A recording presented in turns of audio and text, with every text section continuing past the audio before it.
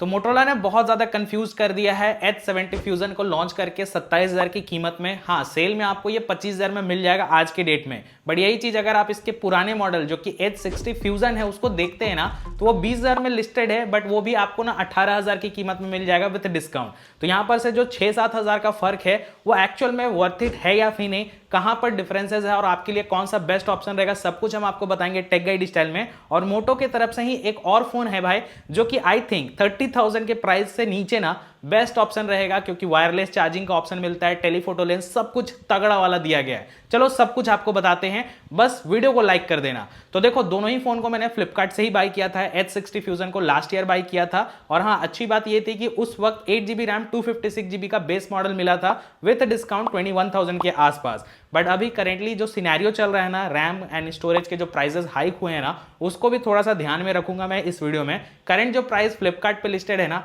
20,000 में H60 fusion मिल रहा है, 8128 का वेरिएंट, एंड 8256 के साथ आपको 22,000 की कीमत में मिल रहा है। सारे प्राइसेस मैं आज के डेट के हिसाब से बता रहा हूं। लेकिन अच्छी बात यह है ना कि 60 फ्यूजन अगर आपने खरीदा है या फिर खरीदने का सोच रहे हो ना, तो उसमें आपको हाइब्रिड स्लॉट मिलता है, यानी कि आप 2 सिम कार्ड लगा लो या 1 सिम कार्ड 1 मेमोरी कार्ड लगा सकते हैं। तो अगर आपने बेस मॉडल भी खरीदने का सोचा है तो कोई दिक्कत नहीं होगा स्टोरेज वाइज। बट यही चीज अगर आप 70 फ्यूजन खरीदते हैं भाई, तो यहां पर से 8128 का प्राइस करेंटली 27,000 है, एंड विद डिस्काउंट तो आप 25,000 में खरीद सकते हैं, बट 8128 का वेरिएंट है। एंड प्रॉब्लम यह है कि यहां पर से केवल 2 सिम कार्ड आप लगा सकते हैं, एसडी कार्ड आप नहीं लगा पाओगे, और एसडी कार्ड नहीं है तो इसकी वजह से अगर आप इसका हायर वाला वेरिएंट खरीदोगे जो कि 8256 के साथ आता है, वो 30,000 के प्राइस में लिस्टेड है। सारे प्राइस अगेन मैं आज के डेट के हिसाब से आपको बता रहा हूं, तो प्राइस गैप बहुत ज्यादा हो जा रहा है, लगभग 8,000 के आसपास। एंड फर्स्ट टाइम जब हमने इसको स्टार्ट किया है ना, आउट ऑफ 128GB 34GB का स्टोरेज ये स्पेस ऑलरेडी कंज्यूम्ड है, तो ये चीज आपको पहले से डिसाइड करना पड़ेगा। बट देखो, अच्छी बात ये है ना कि LPDDR4X रैम एंड UFS 2.2 का स्टोरेज टाइप था पिछले वाले वेरिएंट में 60 फ्यूजन के अंदर,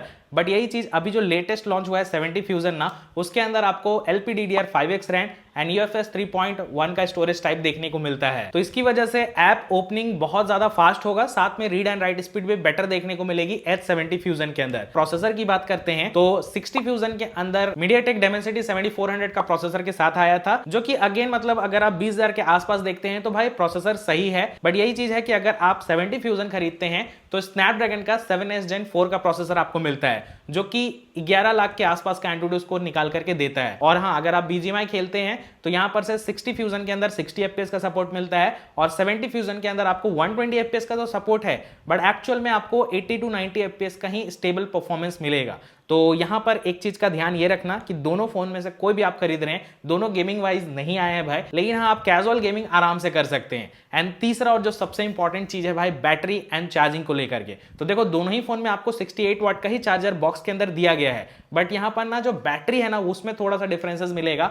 H60 फ्यूजन के अंदर आपको 5500 mAh की बैटरी देखने को मिलती है, और यहां पर H70 फ्यूजन के अंदर आपको 7000 mAh की बड़ी बैटरी मिलती है। तो बड़ा बैटरी है, उसके बावजूद मैंने फील किया कि 200 ग्राम के नीचे ही इसका वेट सेगमेंट देखने को मिल रहा है। लेकिन हाँ, अगर आपके लिए बैटरी बैकअप ज्यादा प्रायोरिटी रखता है तो डेफिनेटली 70 फ्यूजन में आपको ना बेहतर रिजल्ट्स देखने को मिलेंगे। और अगर आप 60 फ्यूजन खरीदते हैं तो लगभग 8 आवर्स के आसपास का आपको SOT मिल जाएगा। 70 फ्यूजन जिसमें आपको 7000 mAh की बैटरी मिलती है, मेरे टेस्ट कंडीशन के अकॉर्डिंग 10 घंटे के अराउंड का स्क्रीन ऑन टाइम निकाल करके दिया था। तो यहां पर से बैटरी बैकअप वाइज डेफिनेटली पैसे अगर आप लगा रहे हैं तो थोड़ा बेहतर रिजल्ट्स देखने को मिलेंगे आपको 70 फ्यूजन के अंदर। बट यहां पर से चार्जिंग स्पीड की बात करते हैं तो लगभग 1 घंटे के आसपास का टाइम लगेगा। बट यहां पर से अभी करेंटली मैंने फील किया कि H70 फ्यूजन में ना जो फोन है ना वो ज्यादा हीट हो रहा है, तो ये चीज थोड़ा सा देखना है। अपडेट ये सब के माध्यम से हो सकता है कि ये और अच्छा हो जाए। अब बात कर लेते हैं डिस्प्ले वाइज, तो दोनों ही फोन में आपको 1.5 के रेजोल्यूशन का डिस्प्ले मिलता है, बट मैंने एक चीज फील किया था कि H60 फ्यूजन का जो डिस्प्ले है ना,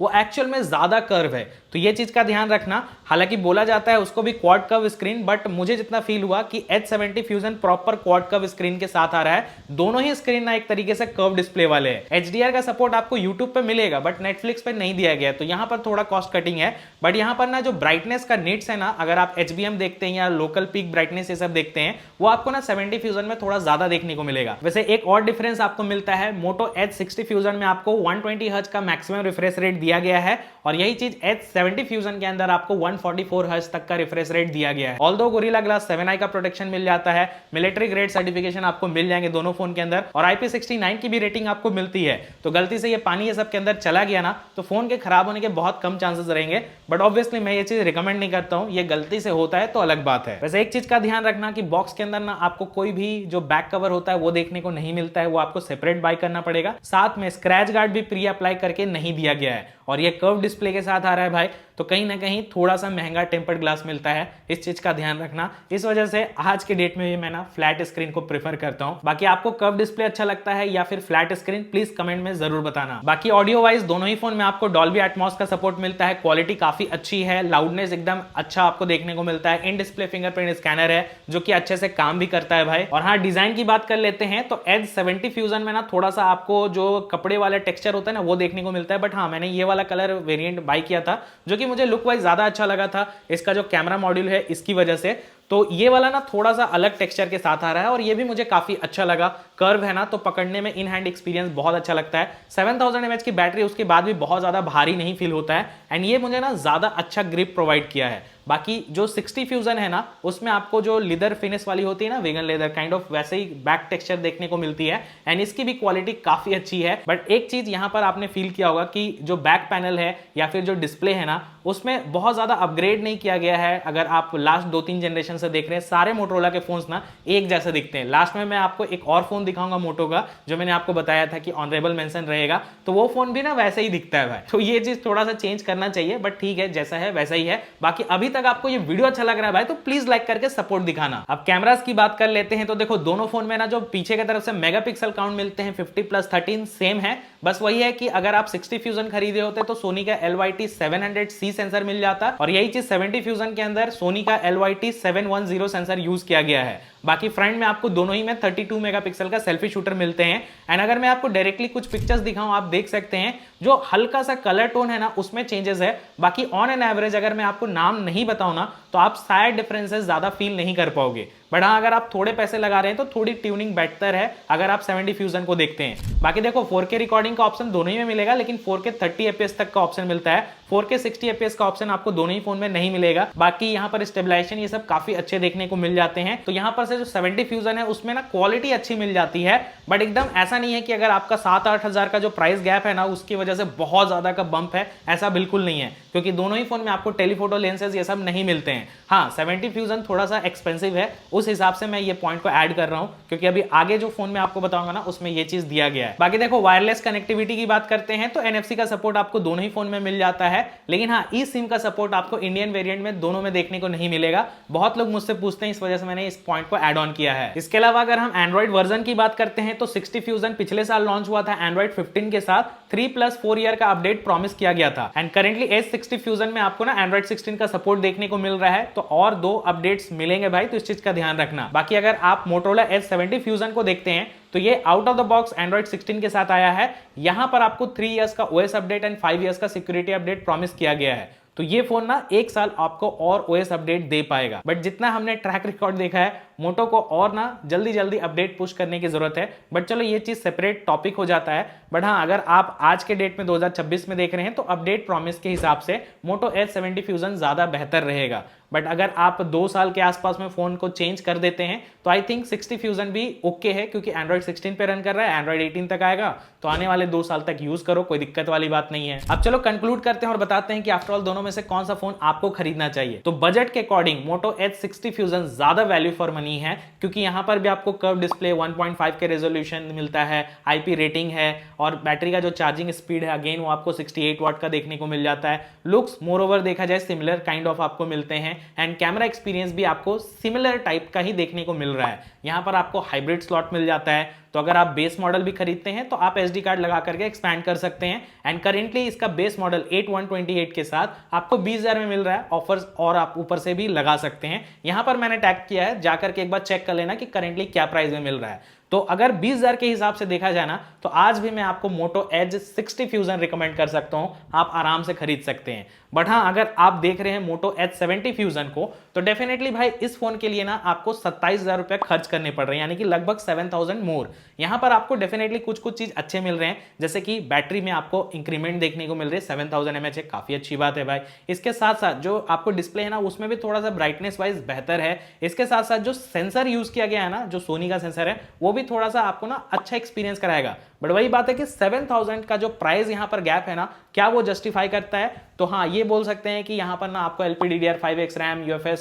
3.1 का स्टोरेज टाइप, स्नैपड्रैगन का प्रोसेसर है, तो उस लिए हम पैसे खर्च कर सकते हैं। बट फिर भी अगर मैं आपको एकदम ऑनेस्ट तरीके से बताऊं ना, एकदम ज्यादा दिमाग ना लगाते हुए, ये फोन थोड़ा महंगा तो है। हाँ, बोल सकते हैं कि अभी करेंटली रैम एंड जो स्टोरेज का प्राइस हाइक हुआ है उसकी वजह से, बट फिर भी मुझे लगता है ये फोन ना 25,000 के नीचे लॉन्च होना चाहिए था। क्योंकि अगर आप इसी का जो दूसरा वेरिएंट है ना देखते हैं, मोटो H60 Pro भाई, उसके अंदर ना आपको टेलीफोटो लेंस देखने को मिलता है और उसका कैमरा ऑप्टिक्स भी ज्यादा अच्छा है, यानी कि जूम पिक्चर्स भी अगर आप क्लिक करते हैं आपको अच्छा एक्सपीरियंस मिलेगा। 6000 mAh की बैटरी मिलती है 90 वॉट के चार्जिंग के साथ, साथ में वायरलेस चार्जिंग का भी सपोर्ट मिल जाता है। एंड बैक साइड से भी आप देख सकते हैं सिमिलर से लुक है, 1.5 के रेजोल्यूशन का डिस्प्ले है, क्वालिटी अगेन इसकी बहुत अच्छी है। आपको साइड में AI की भी देखने को मिल जाते हैं मोटो की तरफ से, और इस फोन में ना ज्यादा पावरफुल प्रोसेसर मिलता है, MediaTek Dimensity 8350 एक्सट्रीम एडिशन, जो कि अगेन आपको ना एकदम मस्त वाला एक्सपीरियंस दे पाएगा। और साथ में LPDDR5X रैम टाइप और UFS 4.0 का स्टोरेज टाइप आपको देखने को मिलता है, और IP68 और 69 साथ में मिलिट्री ग्रेड सर्टिफिकेशन भी आपको इस फोन के अंदर मिल जाता है। मतलब ऑलराउंडर पैकेज आपको 30,000 के नीचे विद 8GB रैम 256GB के स्टोरेज के साथ देखने को मिल रहा है। तो कहीं ना कहीं अगर आप 70 फ्यूजन देख रहे हैं तो सिमिलर प्राइस हो जाता है 8256 वाला वेरिएंट का। हालांकि ये फोन पिछले साल लॉन्च हुआ था, तो Android 15 के साथ आया था, तो 3+4 ईयर का अपडेट साइकिल का प्रॉमिस किया गया था भाई, बट स्टिल ये ज्यादा वैल्यू ऑफर कर दे रहा है आज के डेट के हिसाब से। एंड मजे की बात ये है ना कि आपको 8256 वाला वेरिएंट 30,000 पे तो लिस्टेड है फ्लिपकार्ट पे, बट कई बार मैंने आराम से, इनफैक्ट आज भी आपको मैं दिखा देता हूं, 3000 का डिस्काउंट दिया जा रहा है, तो इफेक्टिवली 27,000 की कीमत में मिलेगा। तो कहीं ना कहीं ये फोन ना आपको ज्यादा वैल्यू ऑफर कर रहा है। हाँ, हो सकता है कि इसकी प्राइस और बढ़ जाए, वो अलग बात है, बट ये पॉइंट भी मैं ऐड ऑन करना चाहता था ताकि आपको ना एकदम सही तरीके से पता चले कि बाकी मोटो के जो पूरे मार्केट है ना उसमें क्या चल रहा है। तो अब आप मुझे बताओ कि आप मोटो H70 फ्यूजन खरीदोगे या फिर 60 प्रो जिसमें आपको बेहतर फीचर्स मिल रहे हैं, या पैसे बचा करके आप मोटो H60 फ्यूजन आज के डेट में कंसिडर करोगे? प्लीज कमेंट करके बताना, सबको यहां पर मैंने टैग कर दिया है। लेकिन यही चीज आप इस वीडियो को 6-8 महीने बाद देखोगे, या हो सकता है कि सेल के टाइम पे 70 फ्यूजन का प्राइस 22-23 या 24,000 में आ जाए, तो उस वक्त डेफिनेटली मैं यही बोलूंगा कि लेटेस्ट फोन खरीदना, क्योंकि आपको ना एंड्रॉइड अपडेट ये सब भी ज्यादा अच्छा मिलेगा। तो वो पॉइंट है भाई, तो सेल के टाइम पे थोड़ा सा सोच लेना, बट नॉर्मल कंडीशन के हिसाब से मैंने आपको सब कुछ सही तरीके से बता दिया है। बाकी यार प्लीज कमेंट में जरूर बताना आपके अपने ओपिनियन, लाइक करना, वीडियो को सपोर्ट दिखाना, और हाँ, चैनल पे नए होंगे सब्सक्राइब करके जाना ऐसे और ऑनेस्ट वीडियोस के लिए। So thanks lot for watching.